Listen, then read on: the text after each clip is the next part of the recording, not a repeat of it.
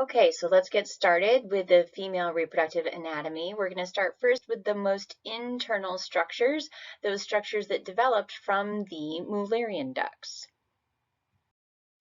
All right, so we're going to start with the internal anatomy, and I just want to use this image to just kind of show you the basics in case you're a little rusty on that. I'm going to try using this little highlight function. We'll see how that works. So I don't know if you can see just the yellow here. I don't know. I think I have to circle it, right? So we have these two ovaries, one on each side, and then you have the fallopian tubes, right here, one on each side, the uterus, and then the cervix is that opening from the uterus down into the vagina. So those are our basic structures, and we're going to go a little bit more, actually quite a lot more, into detail on them today. All right. So the ovaries, so this is a very busy picture. So we'll just take a moment. We have our ovary. This would be an example of the ovary on someone's left. So their uterus, for example, would be over here. There's a uterus. And we have a ligament called the ovarian ligament right here that attaches that ovary to the uterus. So we have an ovarian ligament on one side. And then on the other side, we have a suspensory ligament. They call it the mesovarium here, but it's a suspensory ligament. And that's carrying the artery and the vein that supply the ovaries. So we have two ligaments for the ovaries, one on each side. The ovarian ligament attaches it to the uterus, and the suspensory ligament actually attaches it to the side wall of the body and carries the artery and vein. Then we have the outer region of the ovary. So this whole outer region here is called the cortex. And that always kind of struck me as wrong because when I think of core, I think of center or middle. But in anatomy, cortex always refers to this kind of outermost rind of an organ. So this whole region in between these two yellow highlighted lines is the cortex. And the cortex is where the follicles are forming. We're going to talk about the follicles in more depth on Thursday, but the follicles are where the developing eggs are. Okay, so follicles are basically growing eggs for us. And then on the inside, you have the medulla, which just carries the blood vessels. So two ligaments, the ovarian ligament attaches it to the uterus. The suspensory ligament of the ovary attaches it to the side of the body, the inside of the abdominal cavity, and carries the blood vessels. The outer region, the cortex, where the follicles are, and then the inner region is called the medulla, and that's where we find the blood vessels. All right. Next, then we come to the fallopian tubes. So if an egg is released from the ovary, then we want to pull it into the fallopian tubes. And I'm going to actually back up for a minute because I like that in this diagram you can see quite nicely the ovarian ligament here. And then out here, the suspensory ligament. I don't know if you can see that. The suspensory ligament going out to the side with the blood vessels. Okay, so when the ovary releases an egg, we're going to want to be able to pull it into the fallopian tube so it doesn't get lost out in the pelvic cavity. And so the ends of the fallopian tubes have these little finger-like projections, and they kind of like go, and they kind of suck the egg. They create this little current, this little almost like vacuum suction effect, and they pull the egg into the fallopian tube. That egg then is going to travel through the different regions of the fallopian tube. So the first region after the fimbriae, or the finger-like projections, is the infundibulum, which is just this kind of broad outer collection area. Then you have the ampulla, which is the majority of the rest of the fallopian tube. And then the isthmus, which is this little narrow corner right where it's starting to lead into the uterus. That's the narrowest part of the fallopian tube, hence the name isthmus. Much like the geographical feature where you have a narrow strip of land in between two bodies of water, this is a narrow opening, so they decided to call it the isthmus.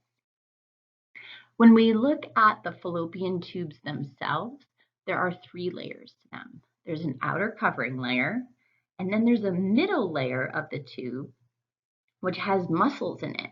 And so it's going to peristalse, just like intestines do, to help also propel the egg from the fimbriae through the infundibulum ampulla isthmus down toward the uterus. Then we have the innermost lining, which is a mucosa, which has little cells with these hair-like projections that stick up on them called cilia. So this is a very high power micrograph over here on the right, and you can see these little green, they look like hairs sticking up. Those are called cilia. And what they do is they wave in a special rhythmic way, again to create a current that pushes the egg, pulls the egg into the tube and then pushes it down through the tube toward the uterus. So we have this really cool ciliated epithelium on the inside of the fallopian tubes. When we get to the uterus itself, we have lots of threes. There are 3 regions. So the very top of the uterus is called the fundus. That's kind of the tip-top surface of the uterus is called the fundus.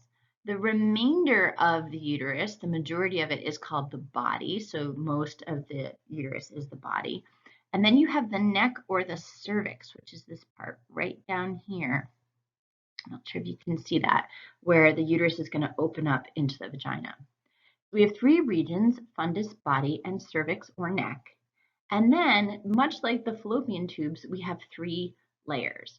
So the outermost layer that surrounds the outside of the uterus is called the perimetrium. So peri as a prefix, P-E-R-I, like perimeter. It goes around the outside of. So that's the perimetrium. Then we have an inner muscular layer. So I'm just going to kind of use the highlighter to show you. This is all muscle, this inside middle layer. You can see it here too. And that's called the myometrium because myo as a prefix means muscle. And this is the part that contracts to expel menstrual blood when the woman gets her period, and also that contracts to push a baby out. So when a woman's in labor and she's having contractions, this is the muscle that is squeezing to work to push the baby out. And then on the very inside, you have what's called the endometrium. So just that inner lining is a glandular layer, and that's the thing that thickens and hopes that a baby is gonna, a fertilized egg is gonna land in it and be able to grow into a baby. And if that doesn't happen, it sheds every month. So again, we have 3 layers. We have 3 different names for them. Perimetrium because it goes around the outside, myometrium because it's the muscle layer in the middle, and then endometrium because endo as a prefix means inner, and that's that inner glandular layer that builds up every month and then is shed as a period. The uterus, like the ovaries, also has 2 ligaments that you need to know about. First one is over here, the round ligament of the uterus. Now in this diagram, it kind of looks like it's a continuation of the ovarian ligament, but it's not. It's a separate ligament, and it's actually attaching to the front part of the pelvis, kind of the inside abdominopelvic wall. So that helps to hold the uterus in place. And then we have what's called the broad ligament, which you can kind of see here. It's this whole tan structure that surrounds the uterus, as well as the fallopian tube and the ovary and the ovarian ligament and part of the round ligament, kind of like some saran wrap that was folded over the whole thing. So that's called the broad ligament. And then, of course, we have an artery and a vein that supply the uterus.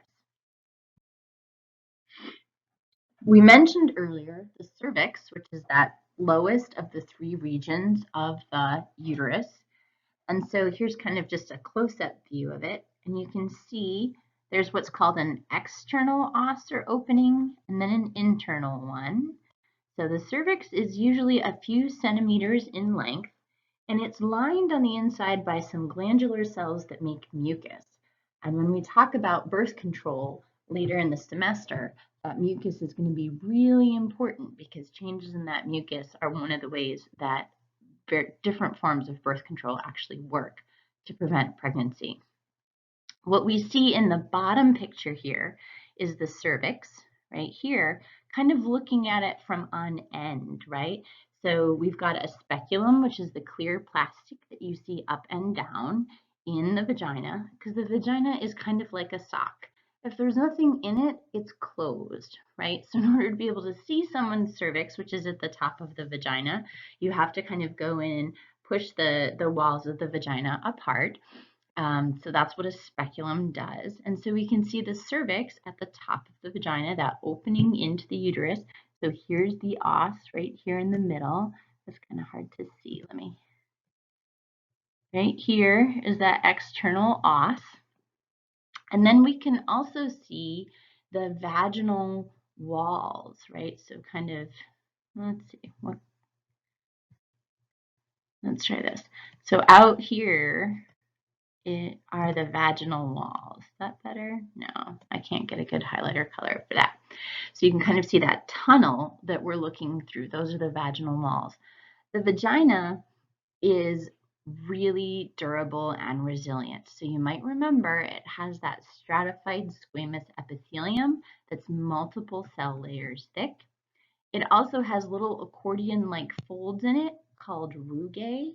Over here, rugae. And that allows it to expand. So if we take a look again at that squamo-columnar junction.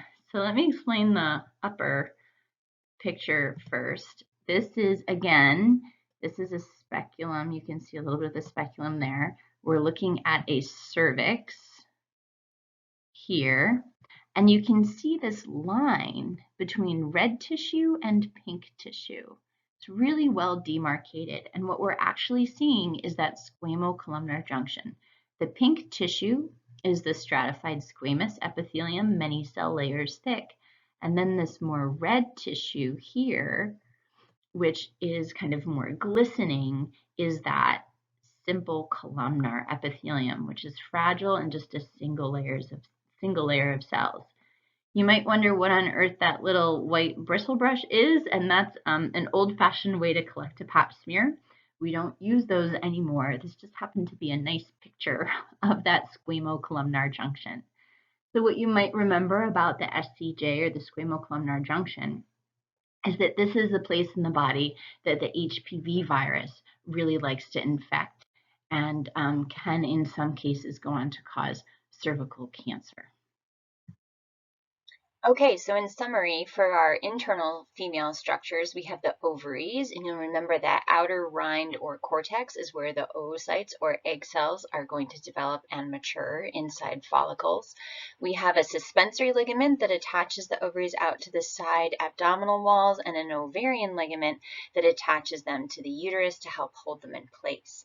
Our fallopian tubes, one on each side, have those finger-like fimbriae at the ends that kind of an oocyte into them. There are three regions then, starting from out closest to the ovary and the fimbriae. We have the infundibulum, the middle part is the ampulla, and the last part, as we kind of come into the uterus, that narrow part is the isthmus. And remember, we have that inner layer of cells with cilia on them that kind of and wave the oocyte down to the uterus, because that is, of course, where we want the baby to grow. The uterus itself has three different regions. So the top part is the fundus, the main part of the uterus is called the body, and then the lowest part, which contains the opening into the vagina, is the cervix or the neck of the uterus. And then there are layers. So the outermost layer is the perimetrium. The middle, which is the thickest layer, is the myometrium, and that's made of muscle, which will contract to push out menstrual blood or a baby. And then the innermost layer is the endometrium, that glandular layer into which a fertilized egg will nestle and grow. It will become part of the placenta if needed. And then finally, a little bit more about the cervix in particular. So that's that lowest part of the uterus that opens into the vagina. It produces mucus on the inside, and we have that squamo-columnar junction. So remember, where we have that stratified squamous epithelium that lines the entire vagina, very resilient and durable. But then we transition to that simple columnar epithelium, which is very fragile and delicate. And so that's important for us clinically because that is the location in human bodies that the HPV or human papillomavirus likes to infect. So we'll talk about that more this semester. So that's it for 7A.